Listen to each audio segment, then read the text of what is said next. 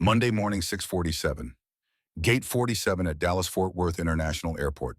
Elena Bridger sat frozen in a plastic chair, her hands gripping a phone so tightly her knuckles had gone white. The neck brace stood out stark against her pale skin, medical-grade foam that couldn't quite hide the purple shadows creeping above the collar. Her Navy duffel bag, old military issue, sat between her feet like an anchor. She had two choices: board that flight to Seattle and disappear forever, or trust a stranger with a secret that could destroy a powerful man. The CEO who attacked her was 50 feet away watching. Then she saw the uniform, the medals, the posture of her father's brothers in arms. She made a decision that would change everything. The terminal hummed with the exhausted energy of early travelers. Businessmen clutched coffee like lifelines. Families herded sleepy children toward security gates. The constant drone of departure announcements echoed through the corridors, a soundtrack of transit and temporary refuge. People moved with purpose, destinations locked in their minds, oblivious to the woman in blue nurse scrubs who had stopped breathing the moment she sat down. Elena's eyes hadn't closed for more than 20 minutes at a time in 72 hours. Dark circles hollowed out the space beneath them. Her scrubs were rumpled from a sleepless night spent on her apartment floor, too afraid to lie in bed where she couldn't see the door. Every cell in her body screamed that she had made a terrible mistake. She refreshed her email for the 100th time. The flight confirmation stared back at her. Seattle, 7:15 departure, seat 23A, one way, $743 she didn't have charged to a credit card that was almost maxed out. A man in a gray suit walked past and her breath caught. Not him. A businessman laughed into his phone nearby and her spine went rigid. Not him either. She was trapped in a cage of her own paranoia, unable to tell the difference between danger and shadow anymore. That's when she saw the Admiral. He entered from the West Corridor, moving with the kind of unhurried confidence that only comes from decades of command. Navy dress blues perfectly pressed. The jacket was adorned with rows of ribbons that told stories of service she could only imagine. Silver hair cropped military short, shoulders squared despite what had to be at least 67 years on this earth. Rear Admiral Thaddeus McAllister carried himself like a man who had spent his life making decisions that mattered, bearing the weight of other people's lives without complaint. He found a seat 3 down from her, set down a leather briefcase worn soft with age, and opened a newspaper. The actual paper kind, not a phone screen. The Wall Street Journal. He adjusted reading glasses and began to read with the same methodical precision he probably brought to everything in his life. Elena watched him from her peripheral vision, careful not to stare. There was something in the set of his jaw, the quiet authority in the way he turned pages that reached into the hollow place her father's death had carved out 18 years ago. He looks like Dad, she thought. Same shoulders, same quiet strength, same way of existing in space without demanding attention, yet commanding it anyway. Her father had been a Navy SEAL, Lieutenant Commander Garrison Bridger, a man who moved through the world like deep water calm on the surface, powerful beneath. He had taught her that courage wasn't the absence of fear, but the choice you made when fear was all you had left. He taught her to stay steady when everything fell apart. And he taught her one other thing, a small gesture she never imagined needing, a hand signal that meant I need help, but I can't say it out loud. She looked at the Admiral and felt something crack open in her chest. Not quite hope, but maybe it's possibility. But to understand why she was about to risk everything on a stranger, we need to go back 3 weeks. To the night she discovered her hospital was hiding something far darker than medical errors. To the moment she learned that speaking the truth could be a death sentence. Her father taught her that courage isn't loud. It's the quiet choice you make when no one's watching. Lieutenant Commander Garrison Bridger, Navy SEAL Team 5, 23 years of service. A man who could disappear into shadows and move through enemy territory like smoke, but who sang off-key in the kitchen every Sunday morning while making pancakes. He never talked about the missions, never wore his uniform unless he had to, never needed the world to know what he had done. Heroism, he told her once, wasn't about glory. It was about showing up when it mattered, doing what needed to be done, and going home to the people you loved. Elena was 15 when he taught her the signal. They were in the backyard of their base housing in Virginia Beach. Late summer evening 20 years ago, fireflies just starting to blink in the dusk. He had been teaching her self-defense. Basic stuff, he said, things every woman should know.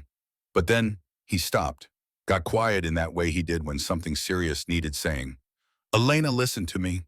He crouched down so they were eye level even though she was nearly grown. There might come a time when you're in danger and you can't speak. Maybe someone's listening.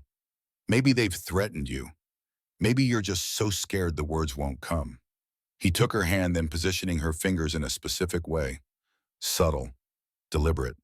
Nothing that would draw attention from across a room, but unmistakable if you knew what to look for. If you're ever in that situation and you see someone like me, military law enforcement, someone who's been trained, you make this signal. Only people like me will know what it means. It means I need help, but I can't say it out loud. You understand? She nodded, practicing the gesture until he was satisfied. Then he pulled her into a hug that smelled like Old Spice and summer grass and safety. I hope you never need it, he whispered into her hair. But if you do, I need to know you'll use it. Promise me. She promised. 2 years later, she was in her second year of nursing school when the chaplain came to her dorm room. Training accident, they said. Helicopter went down during a night exercise off the coast of North Carolina. He had stayed at the controls long enough for his team to jump clear. Went down with the bird, saved 6 men, died doing what he had always done, putting others first. She stood at his funeral in her nursing school scrubs because she didn't own anything black that fit anymore. Surrounded by men in dress uniforms, she didn't know, listening to them tell stories about a version of her father she had only glimpsed in pieces. A hero, they called him. A warrior. A brother. But to her, he was just Dad. The man who taught her that saving lives didn't require speeches or medals. It required showing up, staying calm, and doing the work nobody else wanted to do. She became a nurse to honor that. He had saved lives in silence in places whose names were still classified. She wanted to do the same, just in hospital corridors instead of war zones. She kept that signal in her heart like a promise. She never imagined she would need it against someone wearing a suit instead of camouflage. For 3 years, she believed she was making a difference. Then she walked past the CEO's office at 11 p.m. on a Tuesday, and everything changed. Memorial Grace Hospital sat on the east side of Fort Worth like a promise kept. 8 stories of glass and brick, founded in 1947 by a coalition of churches who believed healthcare was a moral obligation, not a business opportunity. The lobby still had the original stained glass window depicting the Good Samaritan. Every December, the staff decorated a 20-foot tree in the atrium that patients could see from their windows. It was the kind of place where doctors knew their patients' grandchildren by name, where nurses brought homemade soup when someone was struggling, where the mission statement carved into the cornerstone wasn't just words. To serve with excellence, compassion, and integrity. Elena had loved working there from her very first shift. She was good at her job, the kind of good that didn't need announcing. Patients asked for her by name. Families hugged her in hallways, thanking her for sitting with their dying father when they couldn't get there in time, for advocating with doctors when pain medications weren't working, for remembering that Mrs. Morrison in 412 was terrified of needles and needed her hand held during every blood draw.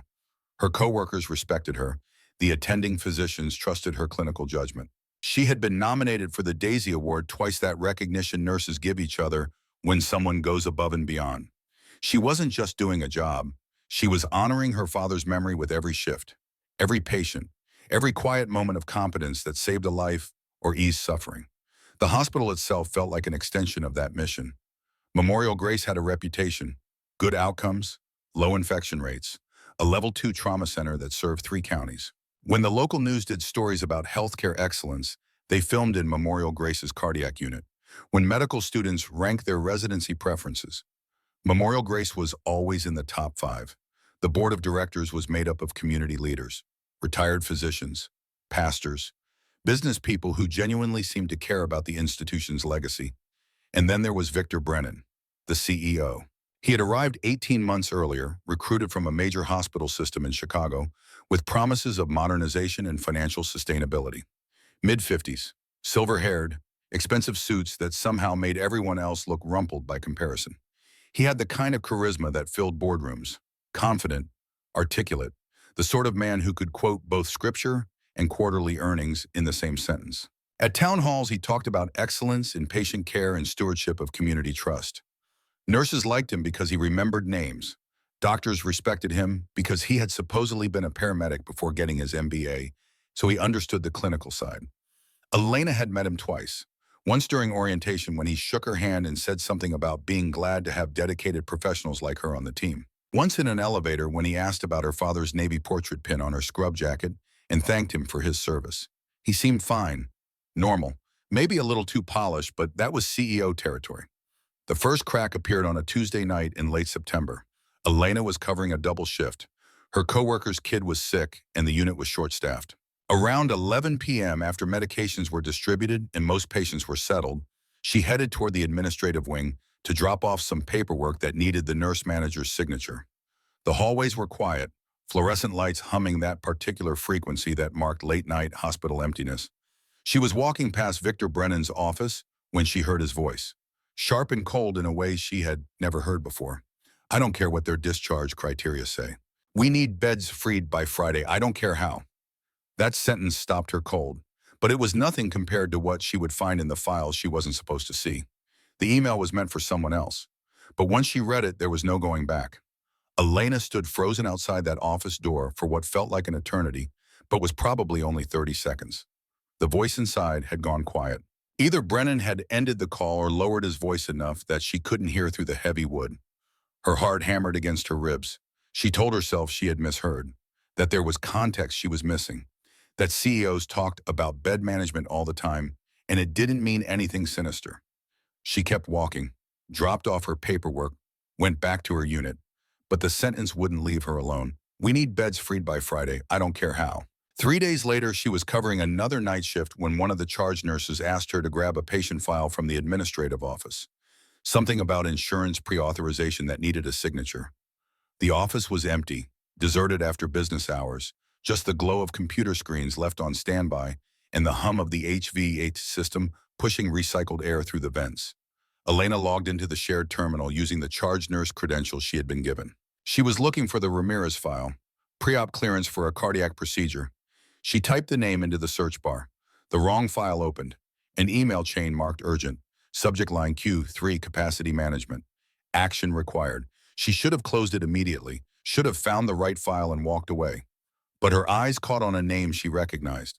Margaret Morrison, the patient in 412 who was terrified of needles. The 72-year-old grandmother recovering from a stroke, and beside her name in cold administrative language, discharge approved despite PT recommendation for additional week inpatient rehab. Family concerns overridden per VB directive. VB Victor Brennan. Elena's hands started shaking as she scrolled. There were more names, dozens of them. Patients discharged earlier than medically advisable. Against the recommendations of attending physicians. Against the protests of case managers and physical therapists. And threaded through it all were emails from Brennan, polite but unmistakable in their directive. "We need to improve our throughput metrics. Insurance reimbursement rates make extended stays financially untenable. I expect department heads to prioritize institutional sustainability." And then buried deeper in the thread, something that made her stomach drop. Medication logs. Timestamps that didn't match the nursing documentation she herself had filed. A patient who had received morphine at 2 a.m. according to her notes. But the official record now showed 4 a.m., 2 hours later. 2 hours during which a medication error had occurred.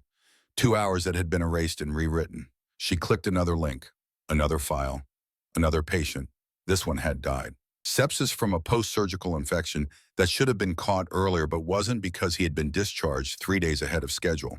The family had threatened to sue. The case had been settled quietly. The attending physician who had objected to the early discharge had left Memorial Grace 2 months later. No reason given in his resignation letter. Elena kept digging, her breath coming faster, her hands slick with sweat on the mouse. Incident reports that had been filed and then mysteriously disappeared from the system. Staff complaints about pressure to cut corners, to rush procedures, to prioritize bed turnover over patient safety, and woven through everything subtle and terrifying were the threats. "Your career here ends if this goes public. I trust your loyalty to this institution. Remember that your medical license requires you to act in the hospital's best interest."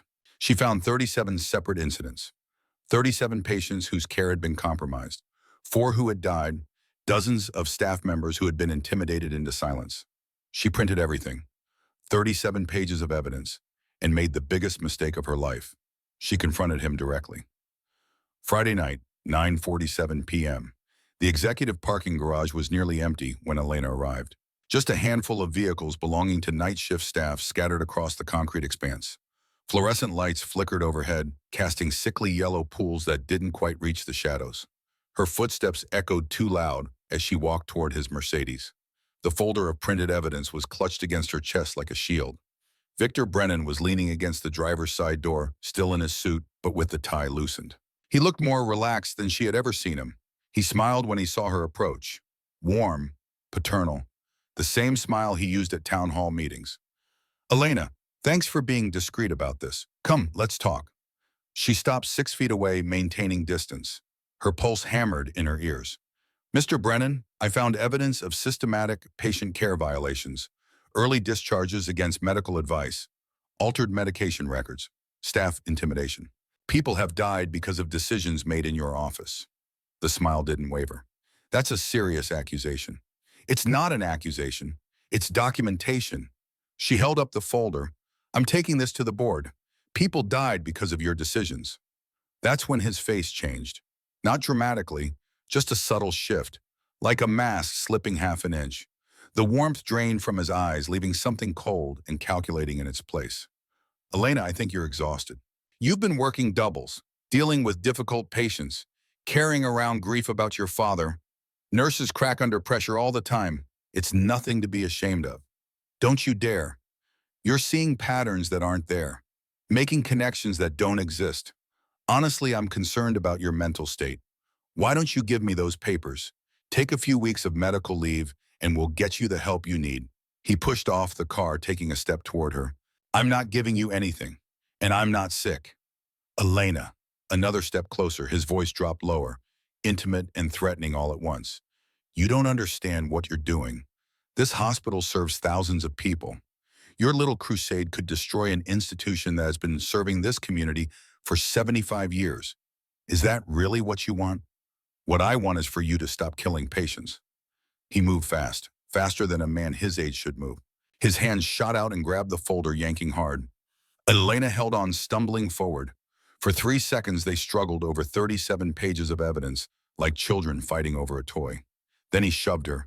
Not a push, a violent two-handed shove that sent her flying backward into the concrete pillar behind her. Her spine hit first, then her head snapped back against the unforgiving stone. The world exploded into white light and ringing silence. She felt herself sliding down, her neck screaming as muscles and ligaments stretched and tore, the folder scattering pages across oil-stained concrete. She was on the ground when his hands found her throat.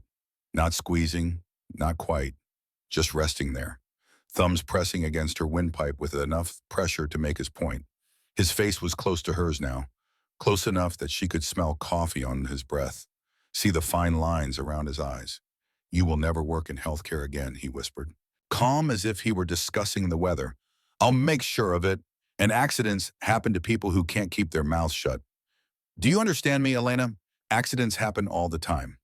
Then he was gone, standing up, brushing off his pants, collecting the scattered pages with methodical efficiency. She tried to move, tried to speak, but her neck wouldn't cooperate and her vision was swimming with dark spots. She heard his car door close, heard the engine start, heard him drive away. She woke up in her apartment 12 hours later, neck screaming in pain, phone flooded with messages, but they weren't checking it if she was okay. They were warning her to stay quiet because he had already gotten ahead of the story. By Monday morning, she was the problem. The hospital PR machine moved fast. By sunrise, she was the villain. Elena woke up on her apartment floor Saturday afternoon, still wearing her scrubs from the night before. Her phone was buzzing relentlessly beside her head. For a moment, she couldn't remember why her neck felt like broken glass, why her apartment was still dark with the curtains drawn, why she was on the floor instead of in bed. Then it all came rushing back. The parking garage, his hands on her throat, the pages scattered across concrete. She reached for her phone with trembling fingers. 43 missed calls, 67 text messages, 89 emails. The first text was from Jennifer Louise, the charge nurse she had worked with for 2 years. Elena, I don't know what's going on, but please don't contact me anymore. The second was from Marcus Dalton, the respiratory therapist who always saved her a seat in the break room. I can't be involved in whatever this is. I have kids. The third was from Dr. Rebecca Klein, the attending physician who had once called her the best nurse on the floor. Please seek help. We're all concerned about you. She scrolled through the emails with shaking hands, her neck throbbing with every movement. There was an official notification from Human Resources. Employees suspended pending investigation into serious allegations of misconduct and professional violations. You are not to enter hospital property or contact any staff members until further notice. There was a message from the hospital's legal department. We are prepared to pursue all available remedies, including defamation claims, should you make any public statements that damage Memorial Grace Hospital's reputation. And then there were the rumors, spreading like infection through every text, every forwarded email, every whispered conversation she wasn't supposed to see. Someone had started a story that she had been caught stealing narcotics from the medication cart. Another rumor claimed she had been having an inappropriate relationship with a patient's husband. A third suggested she had been making medication errors for months and was trying to blame the hospital to cover her own incompetence. The cruelest one whispered that she was mentally unstable, that grief over her father's death had finally broken something in her mind, that she was creating conspiracies where none existed. By Monday morning, the hospital had released an official statement. Memorial Grace Hospital takes all allegations seriously and maintains the highest standards of patient care and ethical conduct.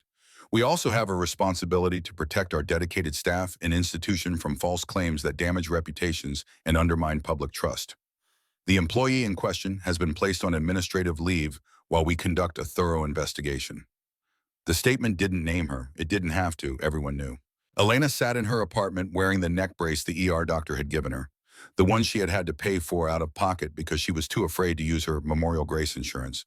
She was surrounded by the evidence she had printed, 37 pages that now seemed impossibly fragile. What did paper matter against an institution with lawyers and PR teams and 75 years of community trust? Her phone rang, a number she didn't recognize. She almost didn't answer. But some desperate part of her hoped it was someone calling to help. Ms. Bridger, this is Catherine Walsh from Brennan Legal Group. I'm calling to inform you that if you make any public statements regarding Mr. Brennan or Memorial Grace Hospital, you will be served with a defamation lawsuit seeking damages in excess of $2 million. Additionally, we will be filing complaints with the Texas Board of Nursing alleging professional misconduct. I trust you understand the severity of your situation. Any questions? Elena's voice came out as a whisper. He attacked me. That's not what the security footage shows, Miss Bridger. Mr. Brennan has documentation that you initiated physical contact, that he was defending himself, that your injuries were self-inflicted during what appears to have been a mental health crisis.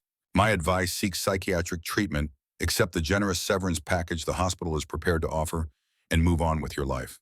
Quietly. The line went dead. Elena sat in the silence of her apartment, staring at her father's photo on the bookshelf. Him in dress blues, her at 17, both of them smiling like the world made sense. Dad, what do I do? She whispered to the empty room. You taught me to fight, but I'm completely alone. She had two choices. Run and rebuild somewhere he would never find her, or fight and risk losing everything, including her life. Most people would run. She almost did. Sunday night, she bought a one-way ticket. Destination didn't matter. Distance did.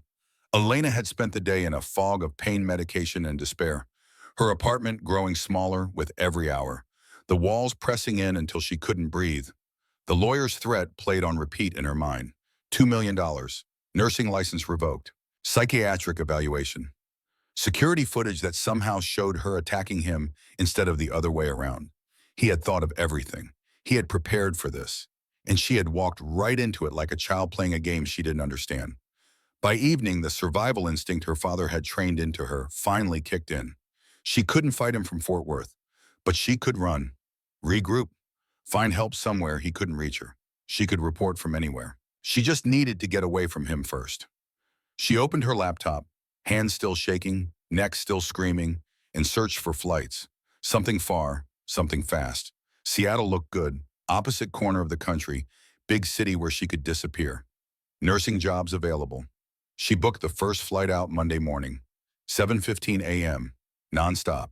Seat 23A, one way, $743 charged to a credit card that was almost maxed out.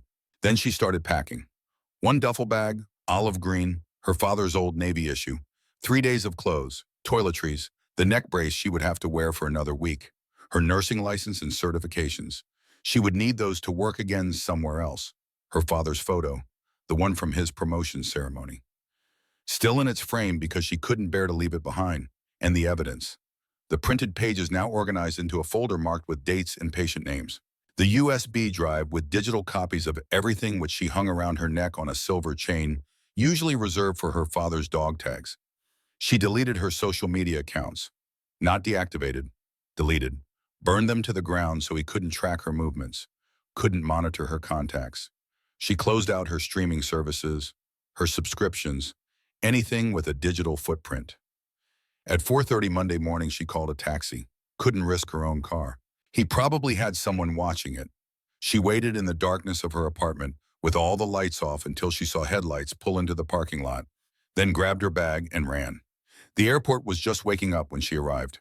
Security lines still short, coffee shops just opening. That strange twilight energy of people caught between sleep and travel. Elena moved through it all in a haze of hypervigilance, watching every face, scanning every crowd, waiting for someone to recognize her, to stop her, to tell her she wasn't allowed to leave. Her neck brace drew stares but no questions. Just another injured traveler, just another person running from something. She made it through security, found her gate, sat down with her back to the wall so she could watch the entrance. 45 minutes until boarding. She would be in Seattle by lunch. She would find a hotel, find a lawyer, find someone who would believe her. This wasn't over. It was just beginning somewhere else. And then she saw him. Victor Brennan, 50 yards away, walking toward the gate desk with a carry-on bag and a boarding pass in his hand. Her gate, her flight, seats somewhere in first class probably, but the same metal tube hurtling towards Seattle at 35,000 feet. He wasn't chasing her. He was already there, which meant one of three things: coincidence, surveillance, or something far worse. She couldn't run, she couldn't board, and she couldn't stop shaking. That's when the Admiral walked in. Rear Admiral Thaddeus McAllister entered from the West Quarter, moving with that unhurried confidence. Navy dress blues perfectly pressed, ribbons telling stories, silver hair, squared shoulders. He found a seat, set down his briefcase, opened his newspaper. The Wall Street Journal, the scent of Old Spice drifting across the narrow space between them. Elena's mind raced through impossible calculations. If I board, I'm trapped at 30,000 feet with him. 6 hours in a pressurized tube with nowhere to run, no witnesses who would believe me, no help coming if something goes wrong. He could sit behind me, beside me, near enough to whisper threats that only I can hear. He could follow me off the plane in Seattle, follow me to whatever hotel I booked, corner me in another parking garage where this time there would be no security cameras and no one coming to check. But if I don't board, he'll know I saw him. He'll know I'm onto him. And then what, change flights? He could, too. Drive instead. He would find me on the highway, stay in Fort Worth. She had no apartment to go back to. She had already given notice to her landlord. Burned that bridge along with all the others. She had $700 left in her checking account. No job, no friends who would risk helping her. A legal threat that could destroy what little remained of her life. The gate area was filling now. Families with small children staking out territory near the windows. Business travelers typing urgently on laptops. Elderly couples holding hands comfortable in the silence of decades together. Normal people on normal journeys. None of them knowing they were sharing space with a predator and his prey. Elena looked at the Admiral. Looked at Victor Brennan still on his phone, still laughing, oblivious or pretending to be. Looked at the clock on the departure board. Boarding would begin in 11 minutes. In 11 minutes, she would either be safe or silenced. And then she remembered the signal. Her father's voice in her memory, as clear as if he were sitting beside her. Courage isn't never being afraid, sweetheart. Courage is asking for help when you need it. She stood up, her legs shaking so hard she thought they might give out. Walked the 3 steps to where the Admiral sat reading his paper. Sat down beside him. Her hands were shaking so violently she had to press them together to keep them still. The Admiral didn't look up from his newspaper. Wall Street Journal business section. Reading glasses perched on his nose. But Elena could feel his awareness. That particular alertness military people never quite lose, even in civilian spaces. He knew she was there. He had clocked her the moment she sat down. Assessed and categorized her without ever moving his eyes from the page. It was the same awareness her father had possessed. That constant low-level vigilance that separated soldier from civilian, hunter from hunted. Elena's internal monologue ran in frantic loops. If he doesn't know the signal, I've just made myself look insane. Some crazy woman with a neck brace making weird hand gestures at a stranger in an airport. Security will remove me. Brennan will see. And then I'll have nothing. No escape route, no plan, no hope. But if he does know the signal and he doesn't help, if he just stands up and walks away or tells me to leave him alone, I'm dead. There's no plan B. There's no fallback. This is it. She took one breath. 2, her father's voice in her memory. Steady, sweetheart. Fear makes you rush. Rushing makes you sloppy. Breathe first, then act. She made the gesture. Her left hand moved into position. Fingers arranged in a configuration that would mean nothing to 99% of the population. But everything to someone trained to recognize it. Subtle, deliberate. A silent scream compressed into the angle of a thumb and the placement of 3 fingers.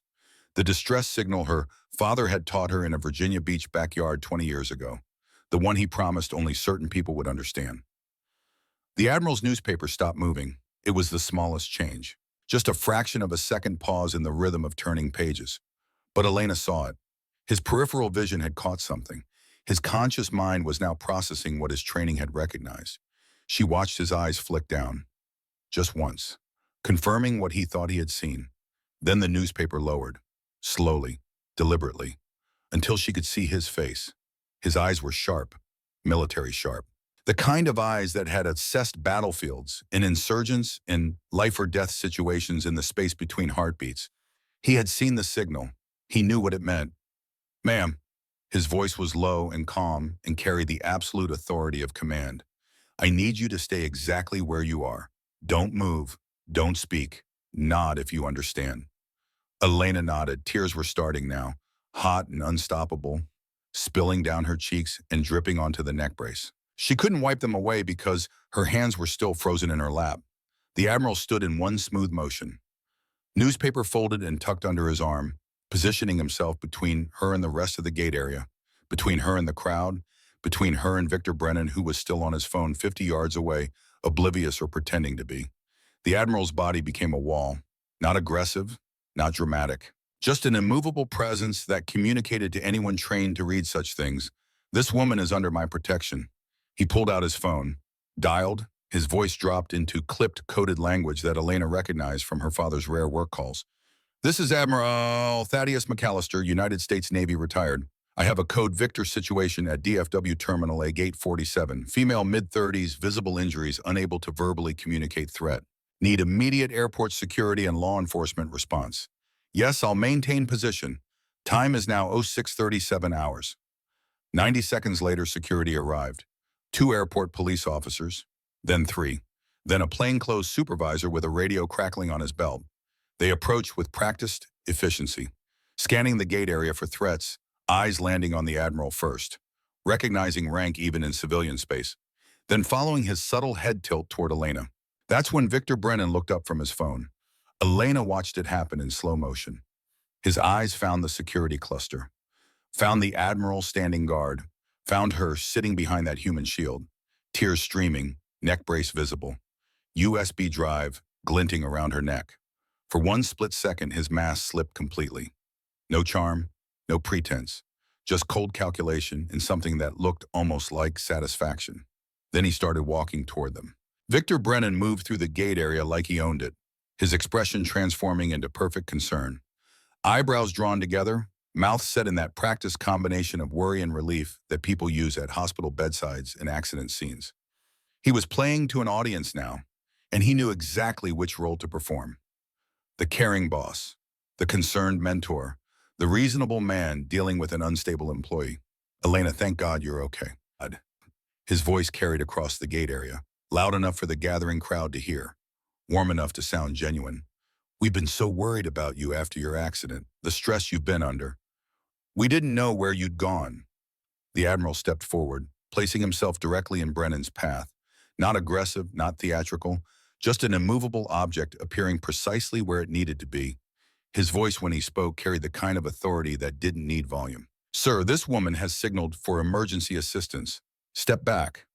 Brennan stopped, his smile faltering for just a fraction of a second before reassembling itself. "I appreciate your concern, but this is a private medical matter. I'm her employer. I'm the CEO of Memorial Grace Hospital, and she's been going through a very difficult time. I'm just trying to help." "Sir, step back."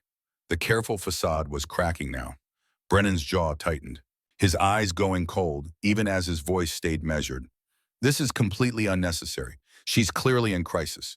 She needs psychiatric evaluation, not security theater. I have legal responsibility for her welfare as her employer." Elena's voice cut through the tension, raw and shaking but audible. "You attacked me."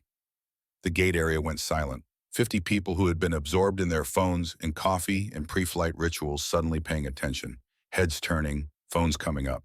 Not even pretending not to record now, just brazenly filming because this was clearly something worth capturing. You attacked me in the parking garage. Elena stood now, the Admiral still positioned protectively between them.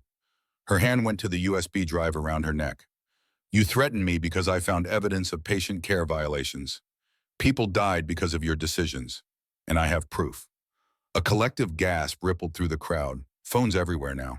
A dozen cameras at least, capturing every word, every expression, every second of a powerful man's carefully constructed performance beginning to fail. Brennan pivoted immediately, his voice shifting from concerned to indignant. This is exactly what I'm talking about. Paranoid delusions, false accusations, complete fabrication.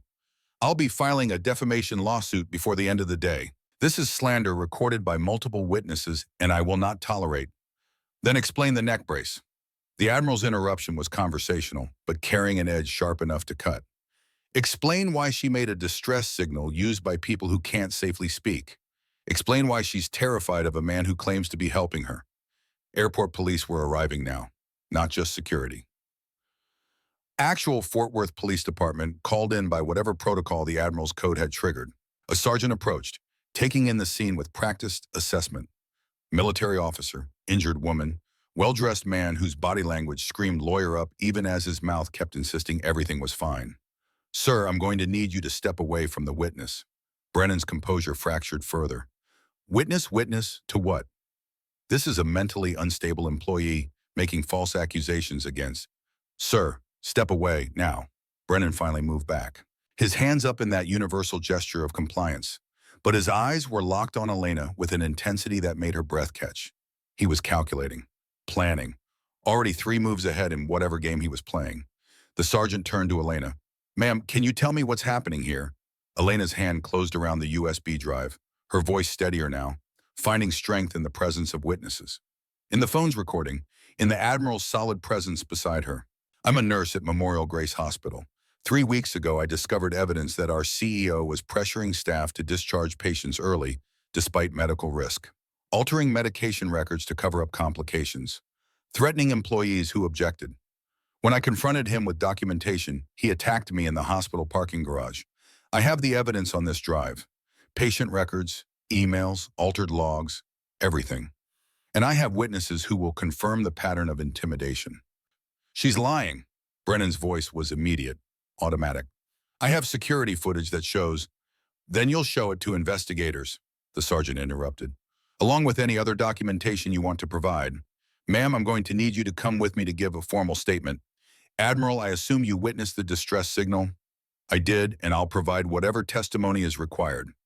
The airport security office became an interrogation room. Elena sat in a plastic chair that reminded her of every uncomfortable hospital waiting room she had ever endured. The Admiral stood quietly in the corner like a sentinel, watching, saying nothing. But his presence was a wall between her and everything that wanted to break through. A detective from Fort Worth PD Major Crimes Unit arrived within 30 minutes, followed by a representative from the Texas Medical Board. Then an FBI agent whose presence suggested this had escalated beyond local jurisdiction into federal territory. The detective introduced himself as Raymond Cortez, 50s, gray at the temples, eyes that had seen too much and believed too little until you proved otherwise. Ms. Bridger, I'm going to be direct with you. Making false accusations against a prominent hospital CEO is a serious matter. If you're wasting our time, there will be consequences. But if what you're saying is true, we need to know everything. So which is it? Elena pulled the USB drive from around her neck, set it on the table between them. Everything is on here. 37 patients discharged against medical advice. 4 who died as a direct result. Medication logs that were altered after the fact to hide errors. Email chains showing systematic pressure from administration to prioritize bed turnover over patient safety. And financial records showing $4.7 million in fraudulent insurance billing over 18 months. Detective Cortez picked up the drive, turned it over in his hands. How did you obtain these files? I'm a nurse. I had access to the administrative system for legitimate patient care coordination. I found them by accident while looking for a pre-authorization form. Once I saw what they contained, I copied everything. The FBI agent leaned forward, younger than Cortez. Suit too new, but eyes just as sharp. Ms. Bridger, I'm Special Agent David Reardon.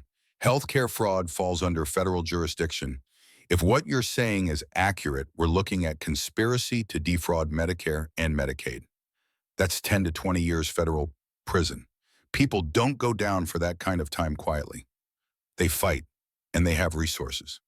Do you understand what you're walking into? Elena met his eyes. 3 weeks ago, Victor Brennan put his hands on my throat and told me that accidents happen to people who can't keep their mouths shut. I understand exactly what I'm walking into. But 4 people are dead. 33 others were harmed. And if I don't speak now, it keeps happening. So yes, I understand. And yes, I'm ready. Detective Cortez plugged the USB drive into his laptop, started scrolling through files, his expression darkening with each page. Jesus Christ, this is detailed. Patient names, dates, medical justifications for extended stays that were overridden, emails from Brennan explicitly instructing staff to discharge regardless of clinical concerns. The medical board representative, an older woman named Dr. Patricia Hammond, adjusted her reading glasses and leaned in to see the screen. That's Dr. Rebecca Klein's signature on this discharge order. But there's a note here saying she objected to the timeline, and an email from Brennan threatening her contract renewal if she didn't comply. Special Agent Reardon was scanning through the financial records. These billing codes don't match the documented services. Patient discharged after 3 days but billed for 7. Procedure coded as complex when notes indicate it was routine. This is textbook fraud. Then his phone buzzed. He glanced at it. His face changed. We've got a problem, or rather, you've got a bigger story than you know. He turned the phone so they could see. Twitter, trending nationwide. Hashtag nurse exposes hospital CEO. The video from Gate 47 had gone viral. 2 million views in 90 minutes. News outlets picking it up. Reporters calling for comment. The story exploding across social media faster than anyone could contain it. And in the comments, something unexpected was happening. Healthcare workers were coming forward. A nurse from Memorial Grace posted, "I was pressured to discharge a stroke patient early. She was readmitted 3 days later with complications.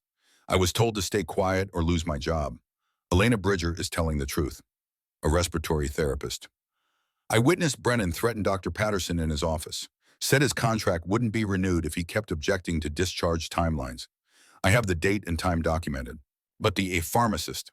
I was ordered to backdate medication logs after a patient coded. I made copies of the originals before changing the system. I've been waiting for someone brave enough to speak first. Within 20 minutes of the video going viral, 7 Memorial Grace employees had publicly corroborated Elena's story. Detective Cortez's phone started ringing. He answered, listened, his eyebrows climbing. Jennifer Louise is downstairs, says she's the charge nurse from Memorial Grace. Says she has text messages from Brennan. Wants to make a statement. 10 minutes later, Jennifer walked into the security office. Red-eyed, shaking, but determined. Elena, I'm so sorry. I was scared. We were all scared, but I saw the video and I knew I couldn't stay quiet anymore. She pulled out her phone, showed the text thread, messages from Brennan's personal number. Need beds cleared by Friday, push discharges, override PT objections if necessary. Hospital sustainability comes first. Dr. Hammond was making notes furiously.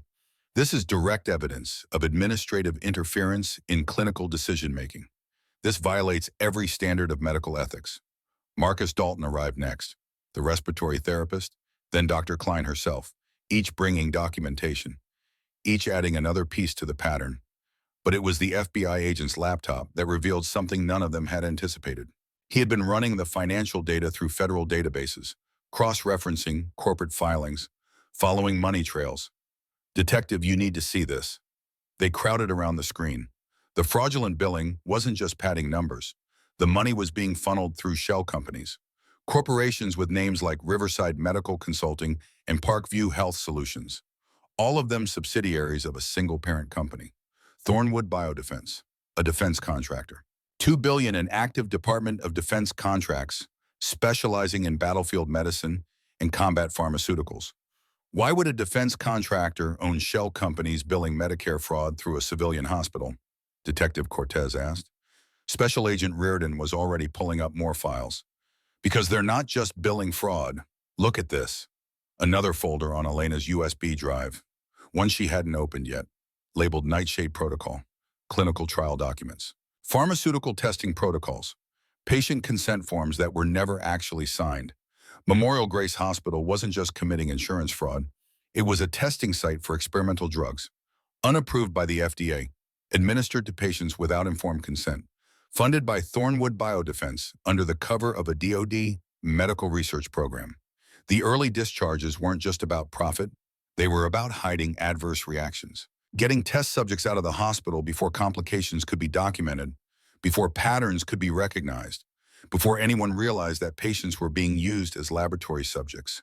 Elena felt the air leave her lungs. I thought it was greed, just corporate greed and cutting corners for profit margins.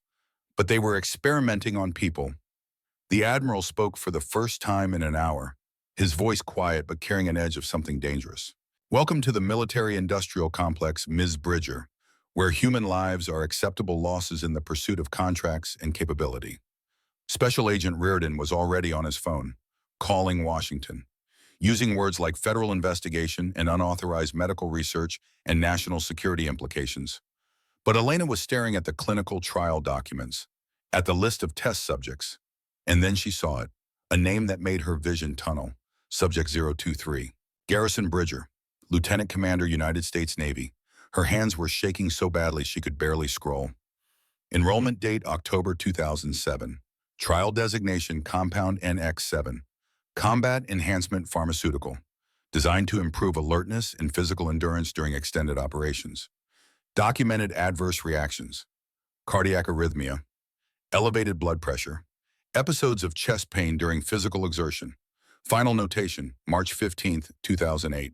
Subject experienced acute cardiac event during training exercise. Helicopter crash attributed to pilot error. Subject deceased. Case closed. But there was an attachment, an autopsy report. Classified. Never released to the family. Elena opened it with fingers that had gone numb. Cause of death, acute myocardial infarction, secondary to cardiac arrhythmia, consistent with known side effects of compound NX7.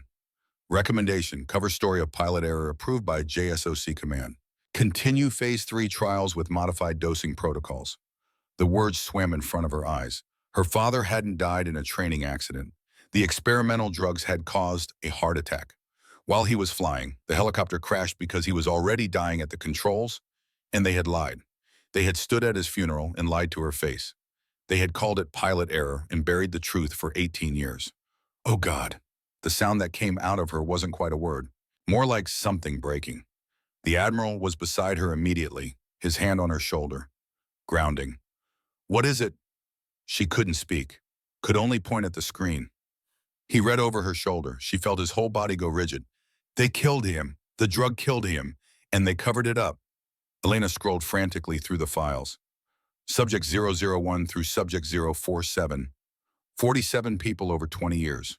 Most of them military, SEALs, Rangers, Marines. Special operations personnel given experimental drugs to enhance performance. Some of them civilian patients at hospitals like Memorial Grace. Used as test subjects without their knowledge or consent. And beside each name, a final disposition. Deceased, medically discharged, disabled, early retirement. Only 3 were listed as still active duty. 44 casualties of a program that wasn't supposed to exist.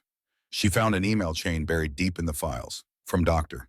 Warren Ashford, Program Director, Thornwood Biodefense, to JSOC, Medical Research Command. Date March 16, 2008. Subject 023, the incident.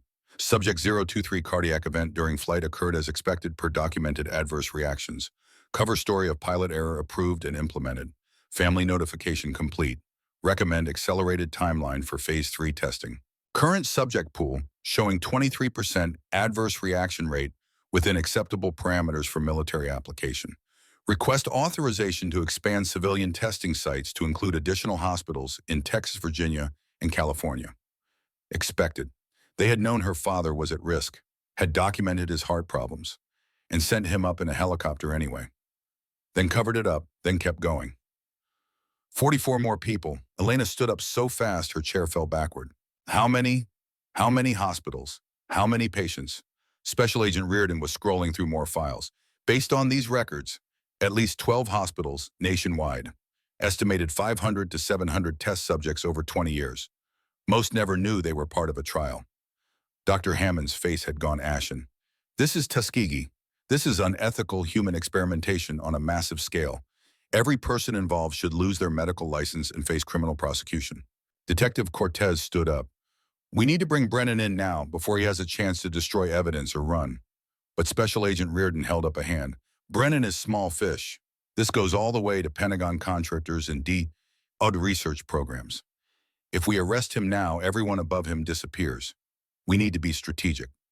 The Admiral's voice cut through the debate. You need to keep her safe. Because the moment this goes public, everyone involved in this program will want her silenced. As if on cue, a phone rang. Not one of theirs. A phone sitting on the table. Elena's personal cell. The one she'd turned off hours ago. It was on now. Ringing, unknown number. Special Agent Reardon nodded. Answer it. Speakerphone. Elena pressed the button. A voice came through. Distorted. Mechanical. Like someone using a modulator. Mr. Bridger, you've had a very eventful morning. The video from the airport is quite compelling. Unfortunately, you don't understand the situation you've inserted yourself into. Who is this? Someone who would prefer you recant your testimony, admit you were mistaken, accept a generous settlement, and disappear quietly. The Admiral leaned forward. And if she doesn't, then accidents happen. To nurses, to retired admirals, to anyone foolish enough to think they can expose a 20-year program with billions in funding and protection at the highest levels. You have 48 hours to make the right choice. I suggest you use them wisely. The line went dead. The room sat in silence. Finally, Detective Cortez spoke. That sounded like a credible threat. Special Agent Reardon was already typing. We're moving her to protective custody, somewhere secure while we build the case. The Admiral shook his head. Protective custody means people who might be compromised, federal agents who might be on someone's payroll.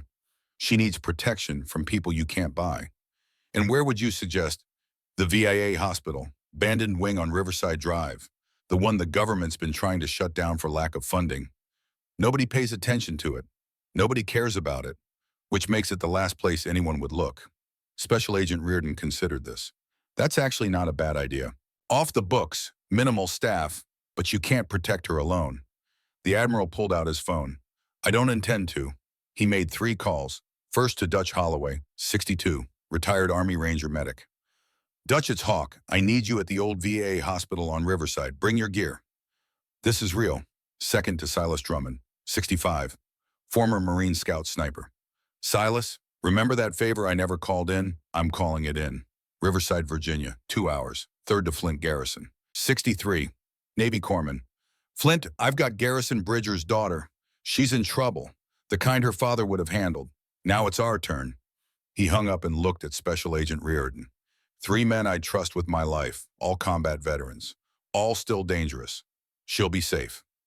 Detective Cortez stood. Then let's move her before whoever made that call sends someone to make good on the threat. But as they prepared to leave, the Admiral pulled Elena aside. There's something you should know. That phone call, the person who warned you, that wasn't random. What do you mean? 3 days ago, I got a call, unknown number, distorted voice, a woman. She said, do you remember Garrison Bridger? I said, yes. She said, his daughter is endangered Monday morning. Gate 47, she'll use the signal. Be there. Then she hung up. Elena's breath caught. Someone's been watching this whole time. Someone who knew about the signal, knew your father taught it to you, knew I'd honor it. Someone with access to information they shouldn't have. Someone who wanted you to succeed but couldn't help directly. Why not just come forward themselves? Because they're afraid or compromised, or both.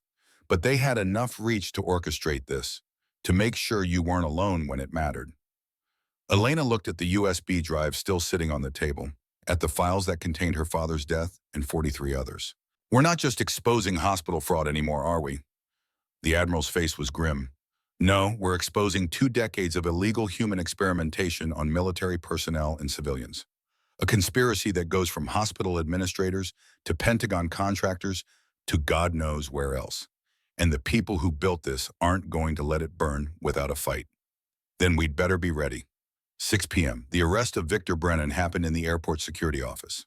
Federal charges: healthcare fraud, conspiracy to defraud Medicare and Medicaid, obstruction of justice, Unauthorized medical experimentation on human subjects, state charges assault, witness intimidation, criminal tampering with government records. Special Agent Reardon read him his rights, while airport police secured his hands behind his back with steel handcuffs. They walked him out through the terminal, past the gate areas, past the restaurants and shops, past hundreds of travelers who stopped and stared and pulled out their phones. The perp walk of a man who had spent 18 months projecting authority and respectability. His head was down, his expensive suit rumpled, the careful performance completely abandoned now. Elena watched from behind a glass partition, the Admiral beside her. As they loaded Brennan into a federal vehicle, he turned. One last look back at the terminal. His eyes found hers through the glass. He didn't mouth anything, didn't threaten, didn't plead. Just looked at her with the kind of cold assessment that said this wasn't over, that he was already planning his next move from inside whatever cell they put him in. Then the door closed and he was gone. The Admiral's hand touched her shoulder. He's wrong if he thinks this ends with his arrest, but he's right that the fight is just beginning. The people above him are still out there. They moved Elena to the VA hospital under cover of darkness. 2 unmarked vehicles. Routes planned to avoid obvious tails. The kind of operational security the Admiral still remembered from deployments. The abandoned wings smelled like old disinfectant and neglect. Hallways with flickering lights. Rooms that hadn't seen patients in years. But it was defensible. Limited entry points. Good sight lines. The kind of place you could hold if you knew what you were doing. Dutch arrived first. Broad-shouldered. Gray hair cut military short. Moving with the efficient grace of someone who had carried wounded men out of firefights. He set down a duffel bag that clinked with medical supplies and probably more. Silas followed, lean and quiet, eyes that tracked movement before conscious thought registered it. His rifle case slung over one shoulder like an old friend. Flint came last, compact build, steady hands. The kind of calm that came from patching holes in people while ships rocked and bullets flew. The Admiral made introductions brief. Gentleman, Elena Bridger, daughter of Lieutenant Commander Garrison Bridger, SEAL Team 5. Garrison died 18 years ago in what we were told was a training accident. Elena discovered it was murder, medical experimentation that caused cardiac failure, part of a 20-year program that killed 44 service members and God knows how many civilians. The 3 men went very still. Dutch spoke first. Garrison Bridger. I knew that name. He pulled a wounded Ranger out of a hot LZ in Afghanistan. Took fire doing it. That Ranger survived. Told the story for years. Silas nodded slowly. Met him at Camp Pendleton. Had a reputation. The kind of man you wanted on your 6 when everything went sideways. Flint looked at Elena. I was at his funeral. I remember you. Young. Alone. Surrounded by men in uniform who couldn't explain why he died. The Admiral continued. Elena exposed the program. She's got evidence that connects hospital fraud to Pentagon contractors. Defense research programs. $2 billion in funding. And now she's a target. We got a threat. 48 hours to recant or disappear. Dutch set his duffel on a table. What's the mission? Get her to Washington. Senate Armed Services Committee hearing. She testifies. The program burns. Silas tilted his head. They'll hit us on the road. I'm counting on it. We draw them out. Make them commit resources. Get them on a record trying to silence a witness. Then we burn them with their own actions. Flint was already studying a map. 18 hours to D.C. if we don't stop. Multiple routes possible. We should split up. Make them spread thin. Elena had been quiet through all of this, watching 4 men who didn't know her plan, her survival like a tactical problem. Finally, she spoke. I can't ask you to risk your lives for me. Dutch smiled, sad but certain. Ma'am, you're not asking. We're volunteering. Your father saved men. Put that debt out into the world. We are paying it forward. That's the code. Silas added quietly. Besides, we've been waiting for something worth fighting for. Turns out it was waiting for us. The Admiral looked at Elena. This is what we do. We protect those who can't protect themselves. Your father did it his whole life. Now it's our turn. You're not cargo, and you're not a victim. You're a nurse. If things go bad, we're going to need a medic who knows how to work under fire. Elena felt something shift in her chest. Not fear, something harder. Then I'm part of the team, not a passenger. I pull my weight. Dutch grinned. Damn right you do. They spent the next 3 hours planning. Routes, contingencies, fallback positions. The kind of preparation that had kept them alive through deployments and firefights and situations where preparation was the difference between coming home and coming home in a box. Elena sat with her laptop, reviewing the Nightshade protocol files, preparing testimony, memorizing names and dates and evidence, making sure that if something happened to her, if she didn't make it to Washington, someone would still know the truth. At midnight, the Admiral's phone rang. Unknown number. He answered on speaker, the same distorted voice from earlier, but this time the message was different. Admiral McAllister, you're making a mistake protecting her. You don't understand what you're standing against. Then enlighten me. Thornwood Biodefense is a $20 billion operation with contracts in every branch of military medicine. The Nightshade Protocol has congressional oversight, Pentagon approval. It's not some rogue program. It's sanctioned at the highest levels. Sanction, it doesn't make it legal, and it damn sure doesn't make it right. 48 hours, Admiral. After that, we stop asking nicely. The girl disappears, you disappear. Anyone who's helped you disappears. This program is too important to let one nurse and some old soldiers tear it down. Then I guess you'd better bring enough people, because these old soldiers remember how to fight. The line went dead. Elena looked at the four men surrounding her, veterans in their 60s. Gray hair and old injuries, but eyes that still held the hard edge of men who had survived combat. They're going to come for us, aren't they? The Admiral nodded. Yes, but we're not running anymore. We're taking the fight to them. Tomorrow morning we leave for Washington. We move fast, we move unpredictable, and we make it impossible for them to stop us without exposing themselves. Dutch was loading magazines. How many do you think they'll send? However many a $20 billion black budget can buy. Contractors, former military, people who won't ask questions and won't leave witnesses. Silas checked his rifle. Good, been too long since I had a real fight. Flint was organizing medical supplies. When we get hit, and we will get hit, I need everyone to remember their blood types. This is going to get messy. Elena watched them prepare. Four men who should be retired. Who should be fishing or playing golf or spending time with grandchildren. Instead, they were loading weapons and planning to fight their way across half the country to protect a stranger. Because her father had put a debt out into the universe 20 years ago. And these men were honoring it. She pulled up her father's file one more time. Subject 023, Garrison Bridger, the man who had saved lives in silence, who had died trying to expose the program that killed him, who had taught his daughter a signal that would save her life 18 years later. I'm going to finish what you started, Dad, she whispered to the screen. These men are going to help me, just like you helped them. The Admiral appeared beside her. He'd be proud of what you're doing, carrying his courage forward, refusing to let them bury the truth. Elena shook her head. He'd probably just say, good work. Now get back to it. That's how he was. No speeches, just mission focus. That sounds like a SEAL. They sat in silence for a moment. Then the Admiral spoke again. That woman who called me, the one who warned me about Gate 47, I think she was on that helicopter with your father. I think she's been trying to expose this for 18 years. And I think when she heard you'd found the files, she made sure you wouldn't be alone. Why not just come forward herself?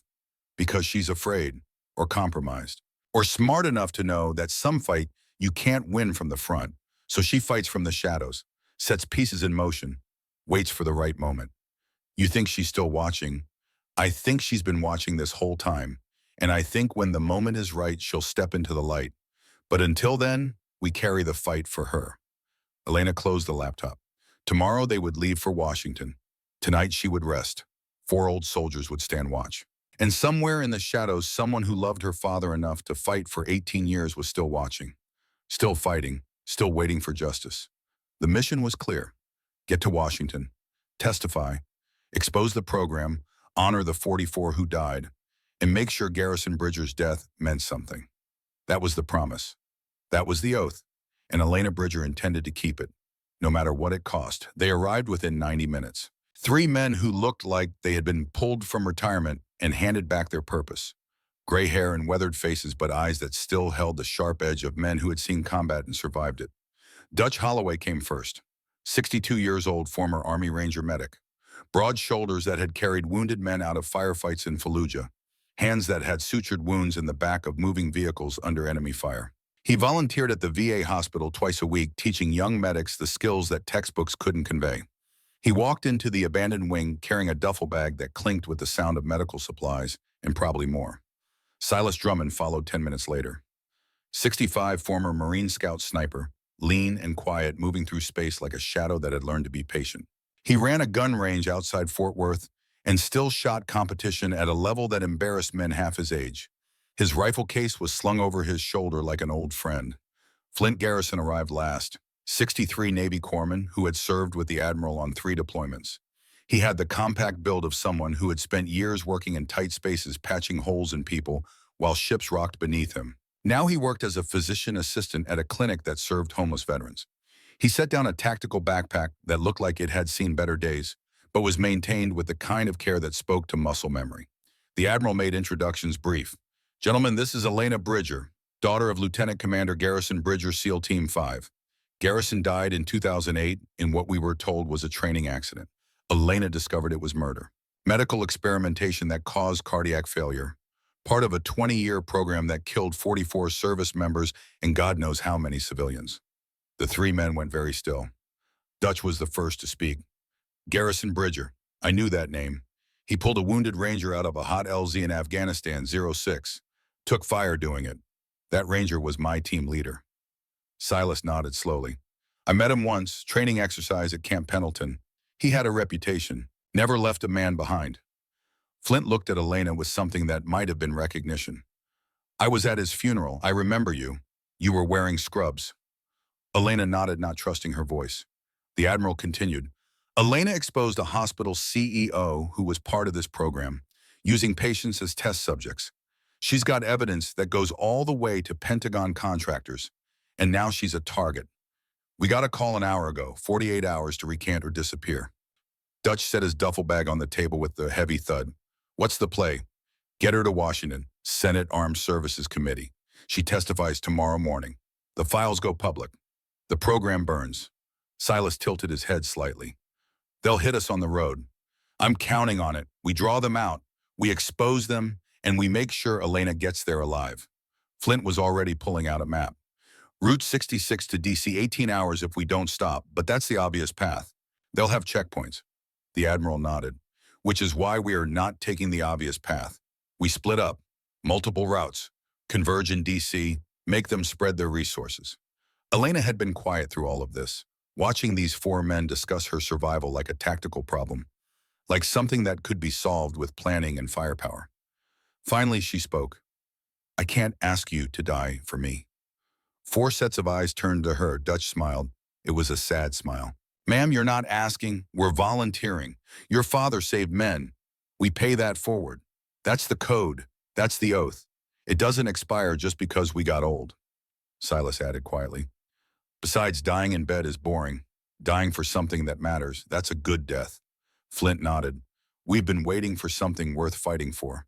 Turns out it was waiting for us too." The Admiral looked at Elena. "This is what we do, Miss Bridger. We protect those who can't protect themselves. Your father did it his whole life. We're just continuing his work." Elena felt something break open in her chest, not fear, not grief. Something else, something that felt like gratitude mixed with determination, mixed with the stubborn refusal to let good men die for her silence. "Then I'm not just a passenger, I'm a nurse. If we're doing this, I'm part of the team. Not cargo." Dutch grinned. "Damn right you are. We're going to need a medic who knows how to work under fire." They left at 0300 hours, 2 vehicles, the Admiral and Elena in his truck. Dutch, Silas, and Flint in a SUV that Silas had borrowed from the gun range. Both vehicles loaded with supplies, weapons, and the grim determination of people who knew the odds and accepted them anyway. The plan was simple. Stay on secondary roads. Avoid highways where possible. Move fast. Stay unpredictable. The first 80 miles were quiet. Empty roads through North Texas. Small towns that were nothing but darkened buildings and the occasional streetlight. The kind of landscape that looked peaceful in the dark but would show its wear in daylight. Lena sat in the passenger seat, laptop open, reviewing files, making notes, preparing testimony. The USB drive was still around her neck, but she had uploaded everything to 3 separate cloud servers under encrypted accounts. If something happened to her, the files would go public automatically. The Admiral drove with the kind of focus that came from years of night operations. Eyes moving constantly between road and mirrors, hands relaxed on the wheel but ready to react. "Can I ask you something?" Elena's voice broke the silence. You said my father asked you to watch out for me, but you barely knew him. Why did you take that so seriously? The Admiral was quiet for a moment. In Iraq, after he pulled my communications officer out of that burning vehicle, I asked him why he risked it. The fire was intense. The ammunition was cooking off. He could have died. He said something I never forgot. He said, I have a daughter back home. If something happens to me, I need to know that someone would do for her what I just did for your man. So I do it now. I put that debt out into the universe, and I trust it comes back when she needs it. Elena felt tears burning. He was always doing that, putting things out into the universe, acts of faith disguised as tactics. Smart man, because 3 years later when he died, I remembered. I went to his funeral. I saw you, and I made a promise to his flag that if his daughter ever needed help, someone would be there. I put that debt out into the universe, and 3 days ago, someone called it in. You think my father somehow arranged this from beyond the grave? The Admiral smiled slightly. I think your father understood that the world is held together by people keeping promises, even when it costs them, especially then. And I think he's been proven right. They drove in silence for another hour. Then Dutch's voice crackled over the radio. Contact. 3 vehicles behind us, maintaining distance but definitely following. The Admiral's hands tightened on the wheel. How far back? 2 miles, SUVs, tinted windows. They picked us up about 10 miles ago. Options. Silas's voice came through calm and analytical. Road ahead forks. Left goes through open farmland. Right goes through wooded area with curves. I recommend right. Better cover if this gets loud. The Admiral made the decision instantly. Right fork. Prepare for contact. Elena, there's a vest under your seat. Put it on. Elena reached under the seat and pulled out a tactical vest. Heavy, rated for rifle rounds. She struggled into it with shaking hands. What do I do? Stay low? Stay behind cover. If I tell you to run, you run. Don't look back. Don't wait for us. You get to DC and you testify. That's the mission. Everything else is secondary. The fork came up fast. Both vehicles went right. The road narrowed. Trees pressing in from both sides. Curves that would slow to any pursuit. Behind them, the 3 SUVs followed, not hanging back anymore. Closing distance, making their intentions clear. 5 miles into the wooded section, the first SUV accelerated, trying to pull alongside the Admiral's truck. The Admiral didn't hesitate. He jerked the wheel right, sideswiping the SUV and forcing it into the shoulder. Metal screamed against metal. The SUV fishtailed, overcorrected, and slammed into a tree. One down, but the other 2 were already moving. Coordinated, professional. One pulling alongside Dutch's SUV, the other moving to box in the Admiral's truck from behind. Silas's voice came over the radio, utterly calm. I have the shot. A single crack. The passenger window of the SUV beside Dutch exploded. The vehicle swerved hard, the driver flinching. Dutch used the moment to brake hard and let the SUV overshoot, then accelerated and rammed it from behind, sending it spinning into the ditch. 2 down, the third SUV opened fire. Suppressed weapons. Professional, aiming for tires first. Standard contractor tactics. Disable, then capture. But these weren't standard targets. Flint leaned out the window of Dutch's SUV with something that looked homemade. A road flare duct taped to a CO2 cartridge. He lit it and threw it at the pursuing SUV. It landed in front of the vehicle and detonated with a bright flash and a bang that sounded like a grenade. Not dangerous, but blinding and deafening at speed. The SUV driver panicked, hit the brakes too hard, lost control on the curve. The vehicle left the road, crashed through undergrowth, and wrapped itself around a pine tree with the sound of total destruction. 3 down. They drove for another 20 minutes in tense silence, checking mirrors, listening for sirens, waiting for the next attack.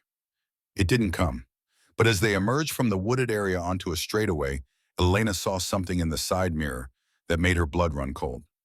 Helicopter, low and fast, running without lights. We've got air. The Admiral saw it too. Dutch, did you bring the 50? Dutch's voice came back with a hint of satisfaction. Never leave home without it. The helicopter swept overhead, circling. A spotlight suddenly blazed to life, pinning both vehicles in harsh white light. A loudspeaker crackled. Pull over. Step out of the vehicles with your hands visible. This is your only warning. The Admiral grabbed the radio. Dutch on my mark, kill that spotlight. Silas, you've got the tail rotor. Flint smoke grenades on the road behind us. Make them fly blind. Elena, get down and cover your ears. Elena dropped below the dashboard, hands over her ears, heart pounding so hard she thought it might break through her ribs. Mark! The world exploded into chaos. Dutch's 50 caliber rifle boomed. The spotlight shattered. Darkness rushed back in. Silas's precision rifle cracked twice. Elena couldn't see the shots, but she heard the helicopter's engine pitch change. Heard the scream of metal under stress. Flint's smoke grenades deployed across the road. Thick white smoke that billowed up and obscured everything. The helicopter tried to compensate, tried to maintain position. But with the spotlight gone and smoke everywhere and something wrong with the tail rotor, the pilot made the smart choice. He pulled up and away, banking hard, retreating to assess damage and regroup. The Admiral accelerated through the smoke, Dutch following close behind. By the time they cleared the smoke screen, they were 5 miles down the road and the helicopter was gone. Elena pulled herself back into the seat, shaking, adrenaline making her teeth chatter. Is it always like this? The Admiral's voice was grim. No, usually it's worse. They're holding back, which means they don't want you dead. They want you captured, silenced, made to recant, which is good for us. Dead targets are harder to keep alive than valuable prisoners. That's not as comforting as you think it is. Wasn't meant to be comforting, was meant to be tactical assessment. They drove through the rest of the night, stopping only once to switch vehicles at a rest stop, leaving the shot-up truck and SUV behind, stealing a delivery van that Flint hot-wired in under 2 minutes. By dawn, they were 400 miles from Fort Worth and still moving. Dutch treated the Admiral's gunshot wound in the back of the van while Elena held a flashlight. The bullet had grazed his shoulder, through and through, painful but not dangerous if infection didn't set in. You're lucky, Dutch said, packing the wound with gauze. Another inch to the left, and that would have hit the subclavian artery. You'd have bled out before I could get to you. Lucky is my middle name, the Admiral said through gritted teeth. Elena watched Dutch work. Efficient, professional. The same way she had seen combat medics work in training videos. The same way her father must have worked. When Dutch finished and moved away, Elena took his place, checking the dressing, making sure the bleeding had stopped, adding her own assessment as a nurse to Dutch's field medicine. You're good at this, Dutch said, watching her work. 3 years in trauma. You learn to work fast or people die. Your father would be proud. You've got his hands, steady under pressure. Elena looked up at him. Did you really know him? Only by reputation. But in the Ranger community, reputation is everything. Your father had one that made men stand taller. The kind of man you wanted on your six when everything went sideways. Silas spoke up from the driver's seat. We're coming up on a decision point. Route 66 takes us through populated areas. More witnesses, harder for them to hit us, but also more collateral damage if they don't care about civilians. The Admiral finished buttoning his shirt over the fresh bandage. What's the alternative? Back roads through rural Virginia, less traffic, more isolated. We'd be exposed, but so would they. And in open country, Silas can work. Silas nodded. Give me a clear line of sight and I can keep anything with a heartbeat at least 1,000 yards away from this van. Flint was checking his phone. News is covering the airport arrest. Brennan is all over the media. Hospital board is scrambling, but nothing about nightshade protocol yet. They're keeping that contained. Elena pulled out her laptop. Not for long. I just got an email from Senator Williams's office. Armed Services Committee hearing has been moved up. Today, 2 p.m. Senate Hart Building Room 216. The Admiral checked his watch. That's 8 hours. We're still 12 hours out at current pace. Elena shook her head. No, I'm 7 hours out. You're getting me close enough to make it, then you're falling back. I'll get there on my own. And absolutely not. Admiral, if we all roll up to the Senate together, we're a target, a big obvious target. They can hit us all at once. But if I separate, if I blend in, I've got a chance. Dutch leaned forward. She's right. One person can ghost. 5 people in a shot-up van. We might as well paint a bullseye on the roof. The Admiral looked like he wanted to argue, but he was a tactician before he was a protector, and the tactics were clear. Flint, how much cash do we have? 3,000, maybe 4 if we pool everything. Elena takes 2,000, catches a bus or train from the next major city. We'll create a distraction. Draw them away. Give her a window. Elena started to protest, but the Admiral held up a hand. Your mission is to testify. Ours is to get you there. We do that however makes the most tactical sense. And right now, that means you go quiet and we go loud. They stopped in a town called Harrisburg, big enough to have a Greyhound station. small enough that nobody paid much attention to a woman in jeans and a hoodie buying a ticket to Washington, D.C. Elena stood in the parking lot with four men who had risked everything for a stranger's daughter, for a promise made to a dead man, for a code that said some things mattered more than safety. Dutch handed her an envelope with $2,000 in cash. Bus leaves in 40 minutes, gets you to D.C. at 1:30. Plenty of time. Silas gave her a small flip phone. Burner, my number is programmed. You need anything you call, we'll be listening. Flint pressed something into her hand, a small plastic case. Emergency trauma kit, wound packing tourniquet, hemostatic gauze, just in case. The Admiral was last. He pulled her into a brief, fierce hug, the kind her father used to give before deployments. Your father would be so damn proud of you. You finish this. You make them pay for what they did to him. To all of them. Elena pulled back, tears threatening. What about you? What are you going to do? The Admiral smiled. It wasn't a nice smile. We're going to make some noise, draw every contractor and federal agent in 100 miles away from you, give you a clear run to that hearing. You'll get yourselves killed. Maybe, but we'll die doing something that matters, and we'll die knowing you got there. That's enough. She wanted to argue, to insist they all go together, to refuse the sacrifice. But she knew what her father would have done. He would have accepted the mission, honored the sacrifice by completing the objective. So she nodded, picked up her small backpack, and walked toward the bus station. She looked back once. 4 old soldiers standing beside a stolen van, battered and bleeding and absolutely unbowed. They saluted. She returned it.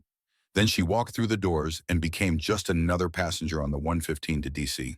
The bus pulled out at 1:20. Elena sat in the back, hoodie up, trying to look like someone who belonged, someone unremarkable, someone who wasn't carrying evidence that could bring down a 20-year criminal conspiracy. She watched through the window as Harrisburg disappeared behind her. Somewhere out there, 4 men were preparing to go to war to buy her time. She pulled out the laptop and opened the files one more time, reviewing, memorizing, preparing testimony that would honor every name in those files. 44 test subjects who died, 37 patients at Memorial Grace who suffered, 4 who didn't survive, and her father, Subject 023, Lieutenant Commander Garrison Bridger, the man who taught her a signal that saved her life. She would finish what he started. The bus made one stop, a rest area outside Richmond, 15 minutes.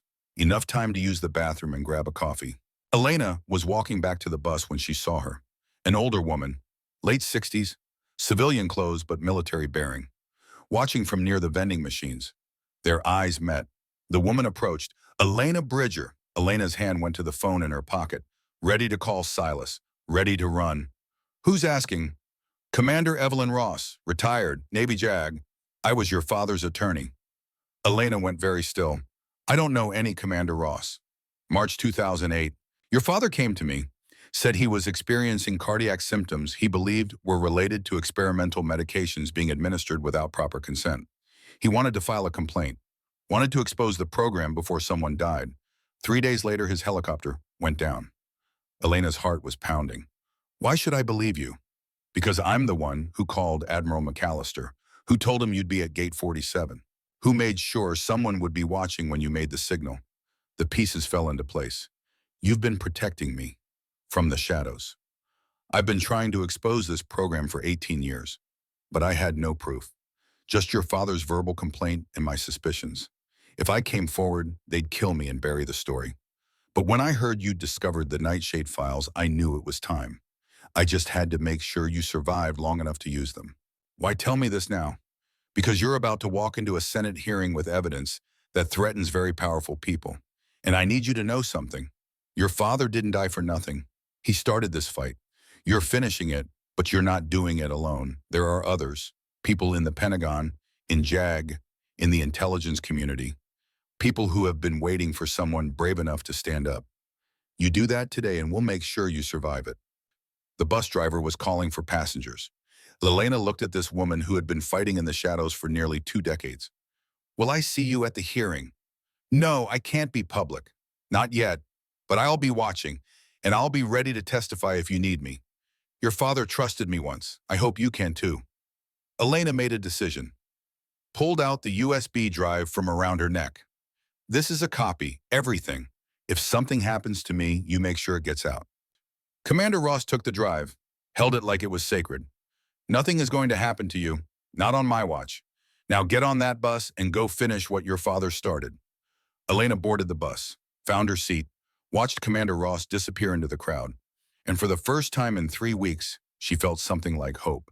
The bus pulled into Union Station at 1:45, 15 minutes to spare. Elena grabbed her backpack and merged into the crowd, tourists and commuters and people who had places to be. She was just one more face in the stream. She caught a taxi, gave the address for the Hart Senate office building. The driver, an older man with kind eyes, looked at her in the mirror. Big meeting. Something like that. You look nervous. I am. My daughter was nervous before her wedding. I told her being nervous means it matters, means you care. That's not weakness, that's strength. Elena smiled despite everything. Your daughter is lucky. She probably disagree, but I appreciate the sentiment. Here we are, heart building. You need me to wait? No, thank you. I don't know how long this will be.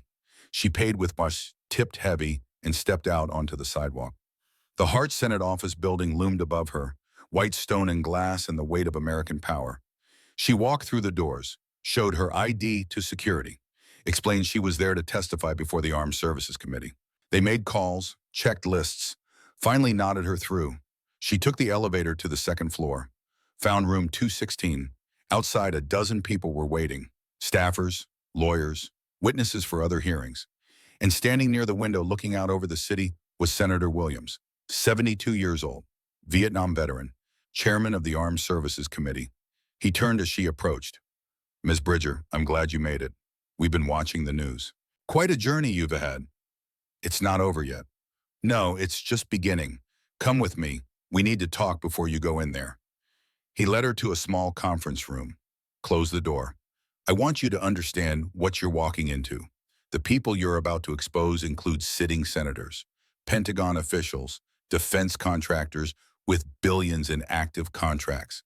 They will fight, they will lie, they will try to destroy your credibility. I know. Do you? Because once you testify, there's no going back.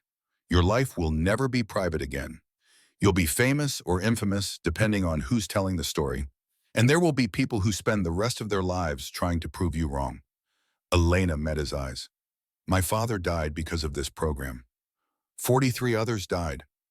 God knows how many more were hurt. If I don't speak now, they died for nothing. So yes, I understand, and yes, I'm ready.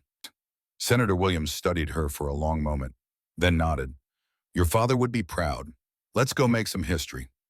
The hearing room was packed, cameras, reporters, staffers. The gallery filled with people who had heard whispers and wanted to see the truth. Elena sat at the witness table, a microphone in front of her, a pitcher of water she knew she wouldn't touch, her hands folded on the table to keep them from shaking. Senator Williams called the session to order. Today we hear testimony regarding alleged misconduct in Department of Defense medical research programs. Our witness is Miss Elena Bridger, registered nurse formerly employed at Memorial Grace Hospital in Fort Worth, Texas. Ms. Bridger, please state your name for the record. Elena Catherine Bridger. And you're here today of your own free will. I am. Please proceed with your statement. Elena took a breath, thought of her father, of the Admiral, of Dutch and Silas and Flint buying her time with their lives, of Commander Ross fighting in the shadows for 18 years, of every name in the Nightshade files who deserved justice. She began to speak. My name is Elena Bridger. I'm a nurse.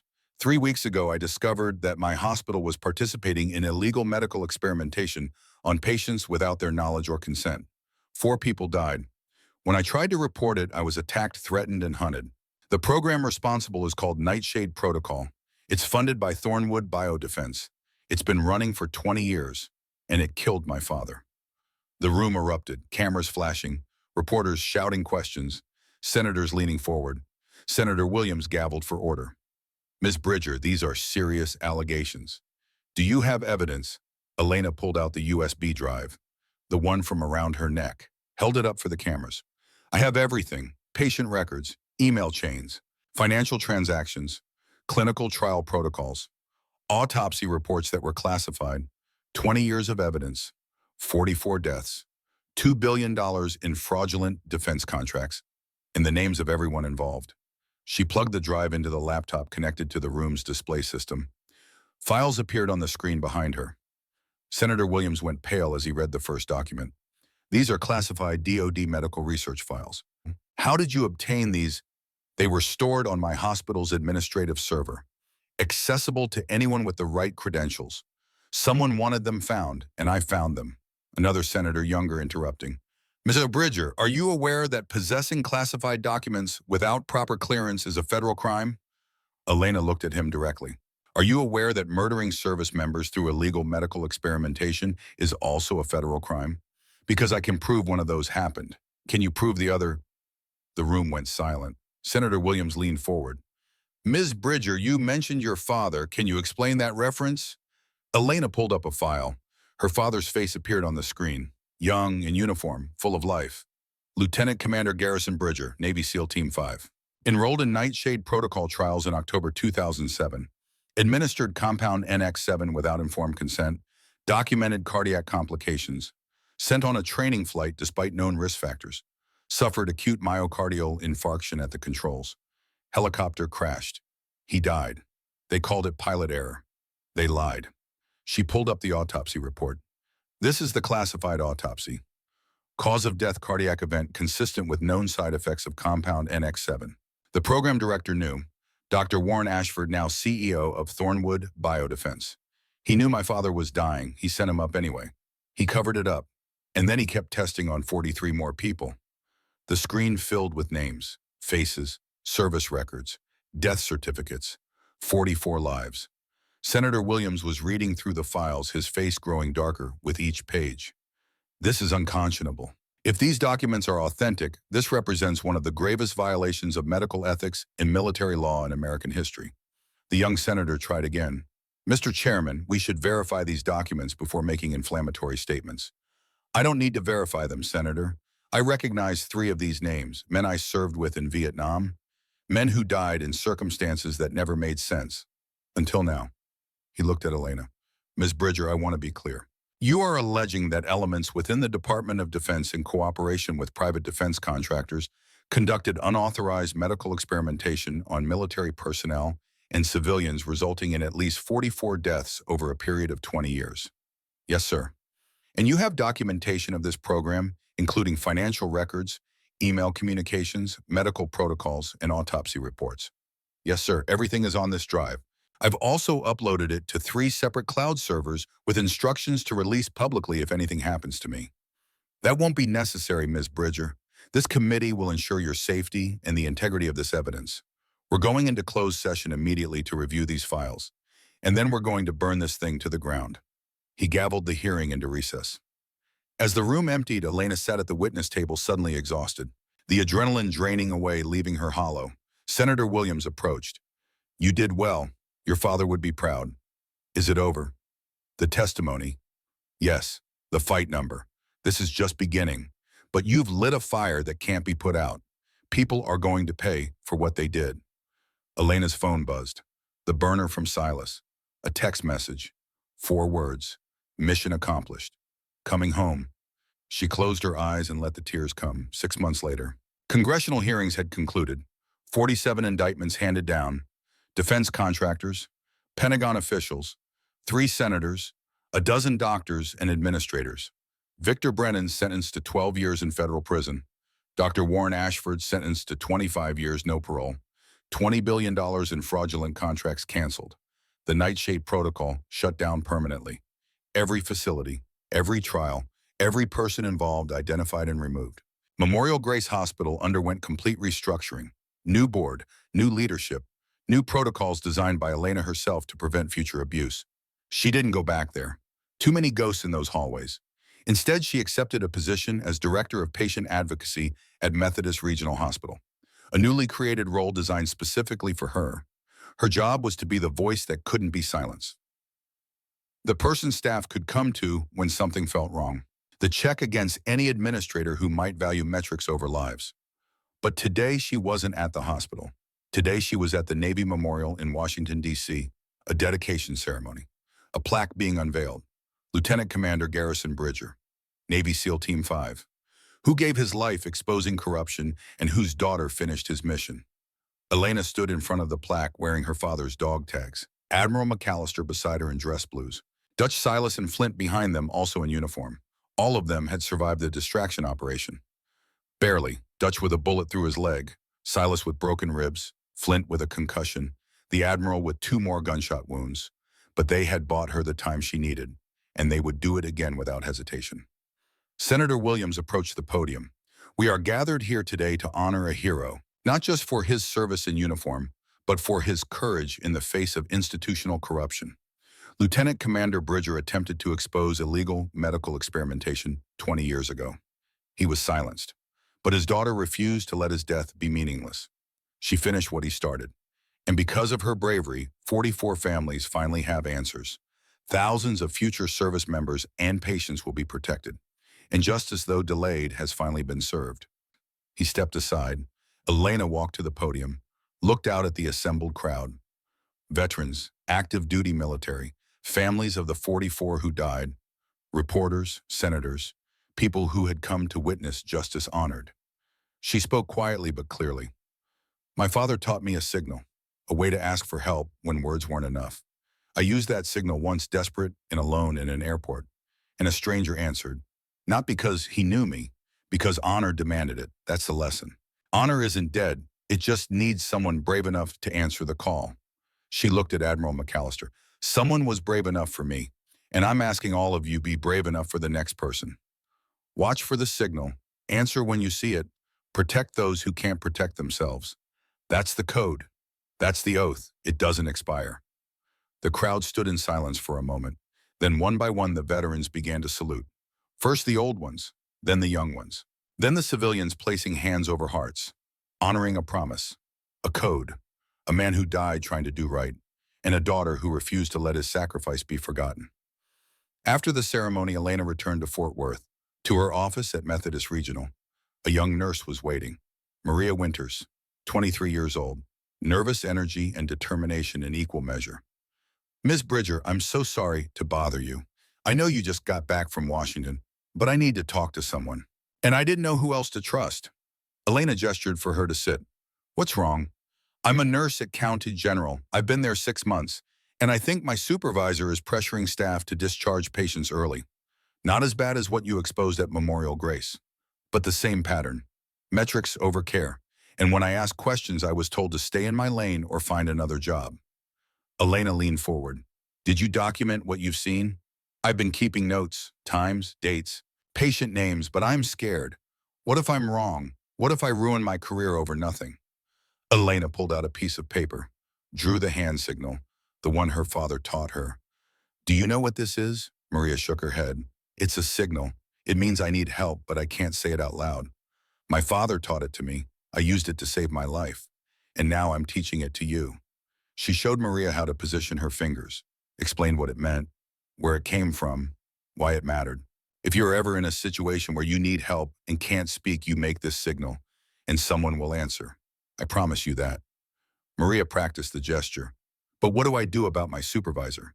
You document everything. You bring me your notes, and we investigate together. You're not alone anymore. That's what this program is for. To make sure nurses like you don't have to choose between your conscience and your career. Maria nodded, relief washing over her face. Thank you. I've been so scared. I thought I was crazy. Thought I was seeing problems that weren't there. You're not crazy, you're awake. And that's dangerous to people who profit from others sleeping. But I'm awake too. And I've got resources now, people who will listen. So we fight this together. After Maria left, Elena sat in her office looking at her father's photo on the desk. Him in dress blues, her at 17. Both of them smiling like the world made sense. I finished it, Dad. The mission you started. And now I'm carrying it forward. Making sure the next person doesn't fight alone. Just like you taught me. Her phone buzzed. A text from Admiral McAllister. Coffee Thursday, the last watch's meeting. New member wants to join. Marine who exposed contractor fraud in Afghanistan. Could use someone who understands. Elena smiled and typed back. I'll be there, always. She stood up, looked out the window at the Fort Worth skyline. A city full of hospitals and clinics and healthcare workers trying to do right in systems that sometimes made it hard. But she was watching now, and she had taught 500 nurses the signal, trained them in how to recognize abuse, how to document, how to report, how to protect themselves and their patients. The ripples spreading. One person telling another, One act of courage inspiring the next. Her father had put that debt out into the universe. That someone would help on his daughter when she needed it. She was paying it forward, making sure the next person had someone watching, someone ready to answer. The signal her father taught her had saved her life. Now she was teaching it to others. And as long as someone knew the signal, as long as someone recognized it when they saw it, the code would live on.